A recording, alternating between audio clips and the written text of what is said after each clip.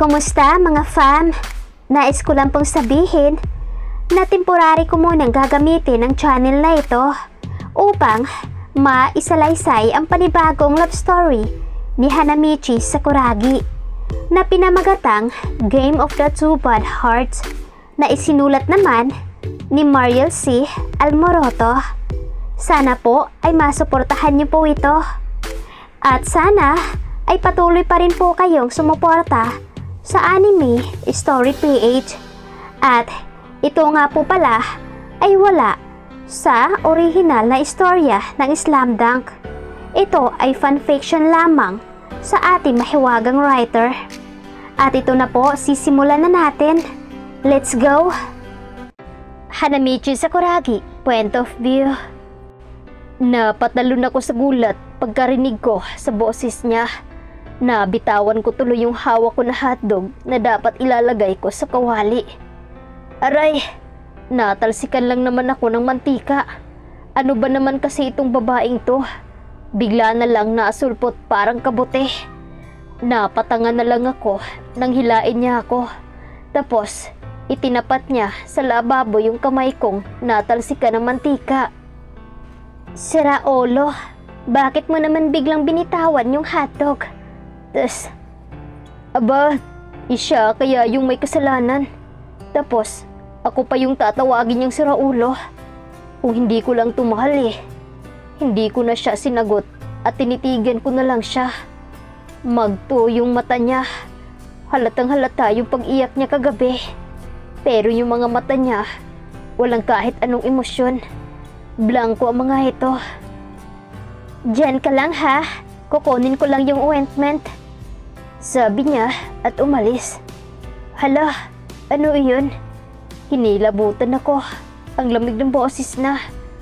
Napabuga na lang ako ng hangin. Tinapos ko na lang yung pagpiprito ko. Ilang mga hotdog na lang naman yung hindi tapos eh. Nang matapos kong ayusin yung mesa, dumating siya. Hinablot niya yung kamay ko. Tapos, dahan-dahan niyang nilagyan ng ointment. Pagkatapos pahiran yung kamay ko, inaya ko na siyang kumain. Hindi siya nagsasalita. Ang tahimik. Gusto ko magsalita para basagin ang katahimikan.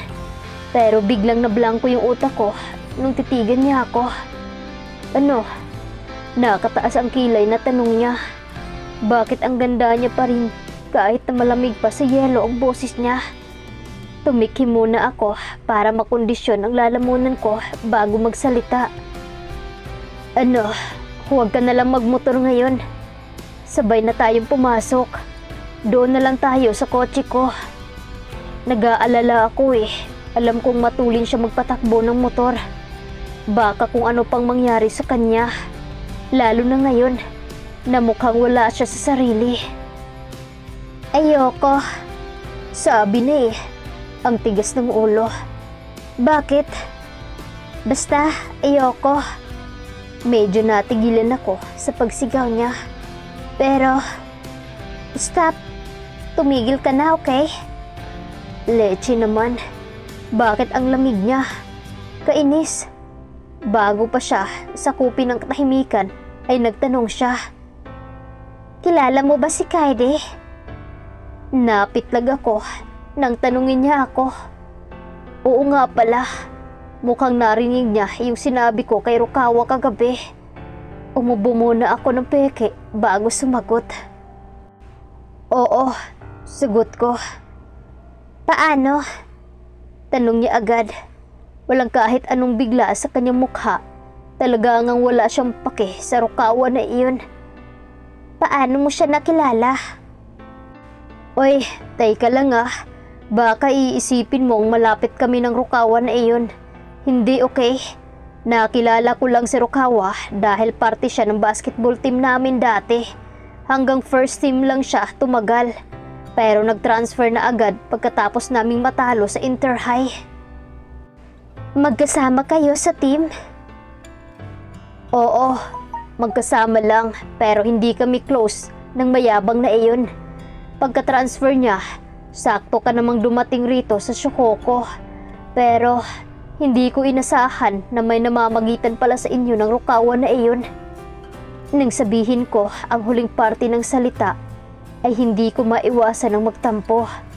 Malay ko ba talaga kasing may pas sila ni Rukawa? Ayos sana kung ibang lalaki. Pero bakit pa sa mayabang na iyon? Pero bahala na. Siya rin naman pala ang dahilan sa pagiging miserable noon ni Sweet. Kung galit si Sweet sa kanya, hindi malayong pati rin ako.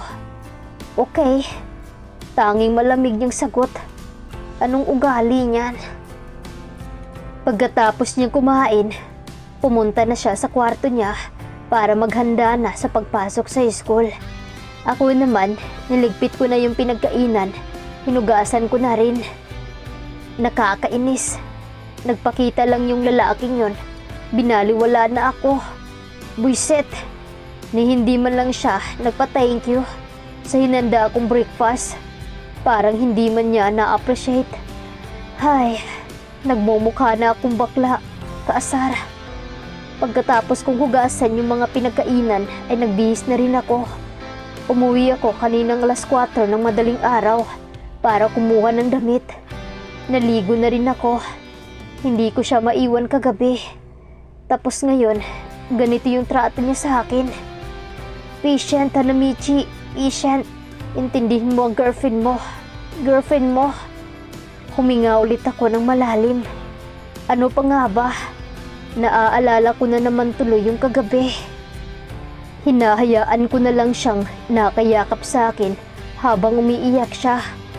Pigil na pigil ko yung galit ko. Galit ako sa gagong nanakit sa kanya. Galit ako sa sarili ko kasi wala man lang ako magawa para tanggalin yung sakit na nararamdaman niya. Pakiramdam ko tuloy, napakawalang kwenta kong tao. Umiiyak lang siya ng umiiyak hanggang sa namalayan ko na lang na nakatulog na siya. Pero bago pa siya tuluyang makatulog, nakuha pa niyang magpapasalamat sa akin. Naikuyom ko na lang yung mga kamao ko. Ang sarap suntukin ng rukawa na iyon. Hanggang doon lang naman ang kaya kong gawin para sa kanya. Kumuha ako ng upuan at umupo ako malapit sa kama niya. Kahit natulog na siya, kita ko pa rin yung sakit sa mukha niya. Hinawakan ko yung kamay niya tsaka hinaplos yung buhok niya. Ang kapal talaga ng rukawa na yun. Ang kapal na mukha niyang saktan ka ng ganito. Kung hindi lang talaga kasalanan ang pumatay, papatayin ko yung hayop na yun. Siya pala ang may kasalanan, kaya ang sama ng ugali mo. Grabe, ang bayolente ko pala. Para kasi naman itong babaeng to, itong astig na babaeng to, na mahal ko, nagawa niyang saktan ni Rukawa. Ang kapal talaga. Ang akala ko pa naman ay tahimik lang at walang paki sa paligid ang mayabang na iyon. Iyon pala ay may kagaguhan na palang ginagawa. Nilaro-laro ko yung daliri niya tsaka tinitigan lang yung mukha niya. Maya-maya, nakita ko na lang na may luha na umaagos sa pisngi niya. Baby ko. Bulalas niya, leche. Hanggang sa panaginip ba naman, nasasaktan siya. Pero ngayon, maliwanag na sa akin yung pagtawag niya ng baby ko. Dati kasi, pag pinapanood ko siya habang natutulog siya sa library, madalas din niyang banggitin yun. Naguluhan nga ako nun eh. Pero ngayon, malinaw na.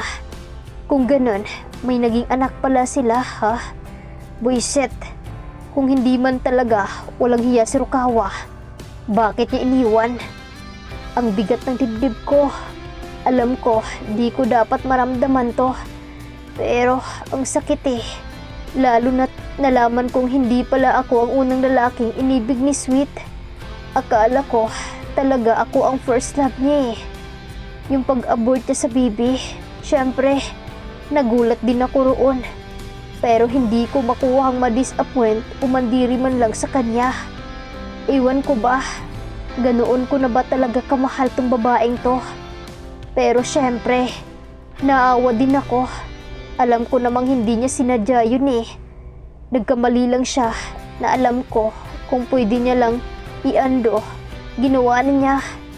Ano bang kwento niya ngayon? Gusto ko talagang pag-aralan ang sarili niya. Pero hihintayin ko na lang kung kailan siya handa na mag-open up. Sa ngayon, dadamayan ko muna siya. Pinunasan ko yung luha sa pisngi niya. Parang dinudurog puso ko sa sitwasyong nakikita ko ngayon. Ang matapang na babae ito na hindi umurong sa pustahan ko. Yung kahihinat na ng pagkatalo niya at napaibig ako dahil sa kaastigan niya ay nagmumukhang mahina ngayon. Umiiyak siya dahil lang sa isang hinayupak ng rukawa na iyon. Tahan na, sweetie ko. Nasasaktan din ako eh. Hindi mo alam, pero nasasaktan din ako. Kasi alam ko na sa pag-iyak niya ngayon, nakukumpirma kong mahal pa rin niya yung lalaking iyon. Nasasaktan pa rin siya kasi mahal niya pa yung lalaking iyon. At nasasaktan ako kasi mahal ko tong babaeng ito. Abangan ang susunod na magaganap sa pagitan ni Sweet at Hanamichi at Ruka.